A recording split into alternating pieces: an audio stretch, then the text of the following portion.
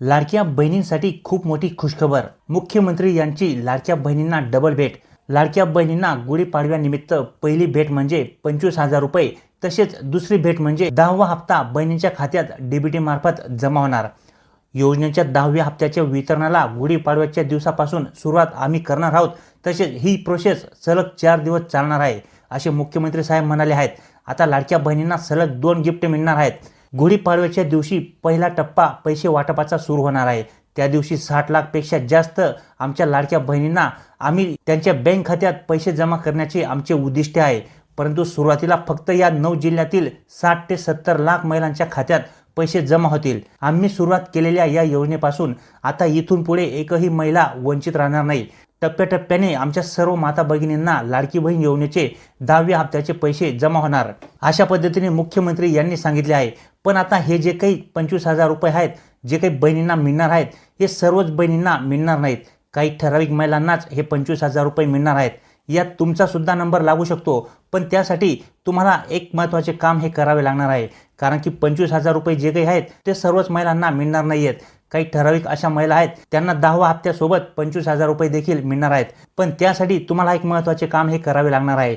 10वा हप्ता तर तुम्हाला मिळणारच आहे, पण जर सोबतच तुम्हाला जर 25,000 रुपयाचा लाभ देखील मिळवायचा असेल तर तो लाभ घेण्यासाठी एक अतिशय महत्त्वाचे असे काम तुम्हाला करावे लागणार आहे. स्वतः उपमुख्यमंत्री अजितदादा पवार साहेब यांनीच याबाबत माहिती दिलेली आहे. तुम्हाला मी या ठिकाणी लाईव्ह देखील दाखवणार आहे. गुढीपाडव्याच्या दिवशी लाडक्या बहिणींना 10व्या हप्त्याचे वितरण होणार आहे आणि बहिणींना अजून एक गिफ्ट मिळणार आहे आणि ते म्हणजे 25,000 रुपयांचे. 25,000 रुपयांचे गिफ्ट देखील महिलांना या ठिकाणी देण्यात येणार आहे. त्याबाबत देखील या ठिकाणी अधिवेशनामध्ये उपमुख्यमंत्री श्री अजितदादा पवार साहेब यांनी घोषणा केलेली आहे. कारण आता पैशांचे टेन्शन नाही. कारण की अर्थसंकल्पात या वर्षासाठी फक्त लाडकी बहीण योजनेसाठी आम्ही 36,000 रुपये कोटी इतक्या निधीची तरतूद केलेली आहे. त्यामुळे लाडकी बहीण योजनेसाठी आम्ही पैसे कमी पडू देणार नाहीत. या योजनेत सहभागी झालेल्या प्रत्येक पात्र महिलेला या योजनेचा लाभ देण्यासाठी आम्ही या ठिकाणी कटिबद्ध असणार आहोत. या ठिकाणी आम्ही लाडक्या बहिणींना ही योजना बंद होणार नाही, परंतु या योजनेत दुरुस्ती नक्की होणार आहे, असे उपमुख्यमंत्री अजितदादा पवार साहेब यांनी अधिवेशनात सांगितले आहे. सुरुवातीला या 9 जिल्ह्यातील महिलांच्या खात्यात पैसे जमा होतील आणि मग राहिलेल्या जिल्ह्यातील महिलांना देखील लगेच लाभ दिला जाईल. या योजनेच्या लाभार्थी महिलांची संख्या खूप जास्त असल्याने आणि या योजनेचे पैसे हे डीबीटी प्रणालीद्वारे महिलांच्या बँक खात्यावरती जमा केले जात असल्यामुळे या ठिकाणी सर्वच महिलांच्या खात्यात एकाच दिवशी या योजनेचा जो काही लाभ असतो तो देणे शक्य होत नाही. जर समजा आपण असे केले तरी या ठिकाणी तांत्रिक अडचणींमुळे बहिणींना पैसे अजूनच लेट होतील. त्यामुळे या ठिकाणी टप्प्याटप्प्याने ही प्रोसेस पूर्ण करावी लागते. म्हणून या ठिकाणी सुरुवातीला आम्ही जे काही लहान जिल्हे आहेत, जे काही 9 लहान जिल्हे आहेत, त्यामधील लाभार्थी महिलांच्या बँक खात्यावरती सुरुवातीला पैसे जमा होतील. त्यानंतर पुढील 4 दिवस टप्प्याटप्प्याने सर्वच लाडक्या बहिणींच्या बँक खात्यावरती हे पैसे जमा केले जातील. सुरुवातीला डीबीटी प्रणालीद्वारे पैसे जमा करणे सोपे व्हावे म्हणून जे काही छोटे 9 लहान जिल्हे आहेत त्यामधील महिलांचा समावेश या ठिकाणी आधी करण्यात आलेला आहे.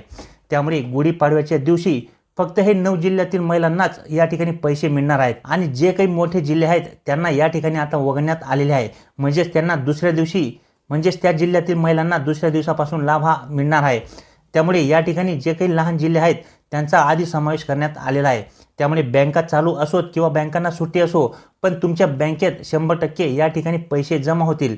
त्यामुळे पैसे जमा करण्यासाठी बँकांचा देखील तुम्हाला कुठल्याही प्रकारचा प्रॉब्लेम हा येणार नाही. गुढीपाडव्याच्या दिवशी सकाळी 7 वाजल्यापासून लाडकी बहीण योजनेच्या 10व्या हप्त्याचे वितरण महिलांच्या बँक खात्यावरती, म्हणजेच एप्रिल महिन्याचा जो काही लाडकी बहीण योजनेचा हप्ता आहे तो या ठिकाणी लाडक्या बहिणींच्या बँक खात्यावरती जमा होणार आहे आणि ही प्रोसेस पुढे 4 दिवस तशीच सुरू राहणार आहे. जोपर्यंत प्रत्येक पात्र लाभार्थी महिलांच्या बँक खात्यावरती 10व्या हप्त्याचे पैसे जमा होत नाही तोपर्यंत ही प्रोसेस सुरू राहील.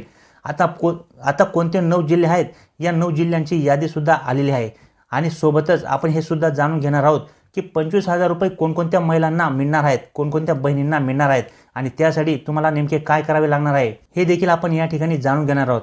आता आपण हे जाणून घेऊया की त्या 9 जिल्ह्यांबाबत, कारण की बरेचसे जिल्हे वगळण्यात आलेले आहेत, काही नवीन लहान जिल्हे यामध्ये ॲड करण्यात आलेले आहेत. याबाबत संपूर्ण माहिती आपण जाणून घेऊया. परंतु त्याआधी माता भगिनींना एक छोटीशी विनंती आहे. व्हिडिओ तुम्ही पाहताच या व्हिडिओला एक लाईक नक्की करून द्या आणि आपल्या चॅनलवरती जर तुम्ही नवीन असाल तर चॅनलला देखील सबस्क्राईब करून ठेवा. कारण की लाडकी बहीणच नाही तर इतरही अनेक योजना ज्यांच्या माध्यमातून महिलांना अनेक वस्तू मोफत मिळतात, पैसे देखील मिळतात अशा देखील योजना आहेत ज्यांची माहिती तुमच्यापर्यंत पोहोचतच राहील। त्यामुळे व्हिडिओला लाईक तर नक्की कराच, परंतु चॅनलला देखील सबस्क्राईब करून ठेवा। तर आता आपण ही जी काही यादी आहे 9 जिल्ह्यांची, ज्या 9 जिल्ह्यांमध्ये गुढीपाडव्याच्या दिवशी 10वा हप्ता मिळणार आहे, ती यादी प्रशासनाकडून जारी करण्यात आलेली आहे। ती यादी एकदा बघून घेऊ, नंतर 25,000 रुपये बाबत देखील या ठिकाणी जाणून घेऊ। तर बघा, सुरुवातीला छत्रपती संभाजीनगर या विभागातले 2 जिल्हे निवडण्यात आलेले आहेत, जे लहान लहान जिल्हे आहेत। त्यामध्ये पहिला जो काही जिल्हा आहे तो म्हणजे हिंगोली जिल्हा। यामध्ये सुरुवातीला हिंगोली जिल्ह्याचा समावेश करण्यात आला आहे। त्यानंतर धाराशिव जिल्हा, या जिल्ह्यांचा देखील या ठिकाणी समावेश करण्यात आलेला आहे, कारण की हे दोन्ही जिल्हे या ठिकाणी लहान आहेत। त्यामुळे या ठिकाणी या लाभार्थ्यांना अगोदर पैसे मिळणार आहेत, म्हणजेच 10व्या हप्त्याचे पैसे जे काही आहेत ते तुम्हाला या ठिकाणी या जिल्ह्यातील लाभार्थ्यांना अगोदर जमा होतील। त्यानंतर जो काही अमरावती विभाग आहे त्याच्यामध्ये अकोला जिल्हा आणि वाशिम जिल्हा या विभागातील या 2 जिल्ह्यांचा समावेश करण्यात आलेला आहे। त्यानंतर कोकण विभागात या विभागातील सिंधुदुर्ग जिल्हा आणि सोबतच रायगड जिल्हा देखील, या दोन्ही जिल्ह्यांचा देखील या ठिकाणी समावेश करण्यात आलेला आहे। आतापर्यंत आपण 3 विभागातील 2-2 जिल्हे पाहिलेत। आता उर्वरित जे काही 3 विभाग आहेत, नाशिक, नागपूर आणि पुणे, तर त्यातील फक्त एक जिल्ह्यांचा समावेश या ठिकाणी करण्यात आलेला आहे। तर ते कोणते जिल्हे आहेत? तर बघा, नागपूर जो काही विभाग आहे त्यामध्ये गोंदिया जिल्ह्याचा समावेश करण्यात आलेला आहे। गुढीपाडव्याच्या दिवशी या ठिकाणी या जिल्ह्यातील महिलांना देखील लाडकी बहीण योजनेच्या 10व्या हप्त्याचे पैसे हे मिळणार आहेत।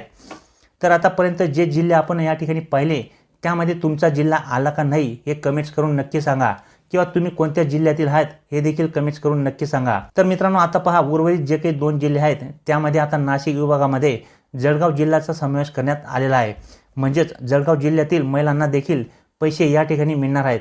त्यानंतर आता पुणे विभागातील जो काही एक जिल्हा आहे तो म्हणजे सांगली जिल्हा। आता सांगली जिल्ह्यात देखील पैसे येणार आहेत। तर मित्रांनो, या 9 जिल्ह्यांमधील, तर अशा पद्धतीने या लहान 9 जिल्ह्यांमधील लाभार्थी महिलांना सुरुवातीला पैसे मिळतील। त्याच्यानंतर उर्वरित राहिलेले जे काही जिल्हे आहेत त्यांना देखील या ठिकाणी पैसे वाटपाचे काम हे पुढे सुरू राहील। तर मित्रांनो, आता या ठिकाणी आपण जाणून घेऊया की हे 25,000 रुपये कशा पद्धतीने महिलांना मिळणार आहेत। याबाबत उपमुख्यमंत्री स्वतः अजितदादा पवार साहेब यांनी काय माहिती सांगितली आहे या ठिकाणी जाणून घेऊया। ही योजना चालू ठेवणार आहे। या योजनेला जो निधी लागणार आहे तो त्या ठिकाणी देणार आहे, परंतु ही योजना गरीब घटकातल्या महिलांच्या करता आहे। हे पण मी या उत्तराच्या निमित्तानं सभागृहाच्या मार्फत सर्वांना त्या ठिकाणी सांगू इच्छितो। कधी कधी योजना येते, परंतु त्याच्यामध्ये काही गोष्ट लक्षात आल्यानंतर काही आपण दुरुस्ती करतो। आम्ही दुरुस्त करणार आहे, त्याच्यामध्ये बंद करणार नाही, त्याच्यात कुठेही गरीब महिलांच्यावर अन्याय करणार नाही। ज्याला गरज आहे त्यांना 100% आम्ही देणारच, त्याबद्दल तसोबर पण आम्ही कमी त्या ठिकाणी पडणार नाही। आणि या योजनेच्या खाली पुरेसा निधी निश्चितपणे आम्ही देणार आहोत, हे विश्वास मी माझ्या महाराष्ट्रातल्या तमाम बहिणींना या निमित्तानं देऊ इच्छितो। परवाच विधान परिषदेमध्ये आमचे गटनेते प्रवीण दरेकरांनी एक घोषणा केली, लाडकी बहीण योजनेचं अकाउंट उघडणाऱ्या बहिणींना मुंबई बँक 10 ते 25,000 रुपयाचं कर्ज देणार आहे, आणि त्याला 1,500चा हप्ता, आपला जो हप्ता आधी ती त्यांना जाणार आहे तो त्यांनी त्या बँकेत भरायचा, आणि त्यांना त्यांच्याप्रमाणे कुणाला 10,000, कुणाला 25,000। आणि राज्यात महिला आर्थिक विकास महामंडळासारखी संस्था आहे जिला सहकारी बँका आणि त्याच्यामध्ये आहेत।